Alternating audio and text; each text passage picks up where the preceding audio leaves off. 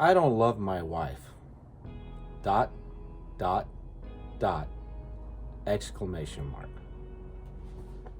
First dot. 1 Corinthians 13, verses 4 through 11 is a passage many Christians are familiar with. Love is patient, love is kind, it goes on and on. Love endures all things, bears all things, believes all things. Love never fails. The one that really gets me, besides all of them, but the one that really gets me is right in the middle, that love does not seek its own. And I find when it comes to loving my wife, that I don't love my wife the way that I should love my wife. Because oftentimes when I'm trying to be patient and kind, when I'm trying to endure, when I'm trying to bear all things, I'm doing it in a I'll scratch your back, you scratch my back mentality. And I'm trying to do it out of selfish interest to get her to love me in return. And I just don't love my wife, oftentimes, the way that I should.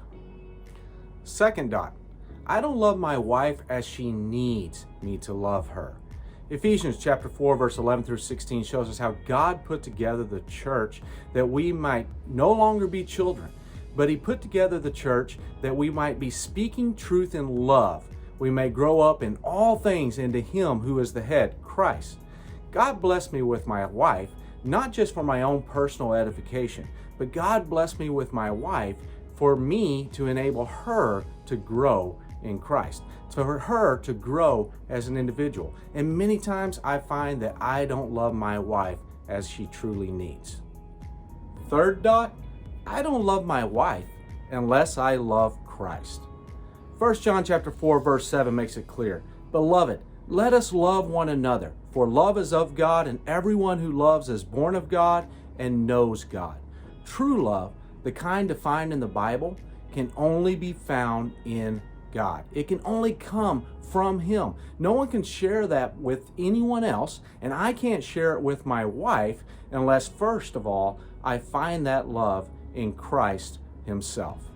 And exclamation mark. John chapter 14, verse 12, Jesus says, Most assuredly I say to you, he who believes in me, the works that I do, he will do also. And greater works than these he will do, because I go to my Father. How in the world are we supposed to do greater works than Christ? It's really not about the works, because Jesus healed the sick. He raised people from the dead. He did everything you can possibly imagine. But think about it. That was a relationship where Jesus and God were intertwined with each other, God working through God. But now I have a relationship with Christ. In fact, in John chapter 15, verse 4 through 5, it says, Abide in me and I in you. As the branch cannot bear fruit of itself unless it abides in the vine, neither can you unless you abide in me. I am the vine, you are the branches. He who abides in me and I in him bears much fruit, for without me you can do nothing.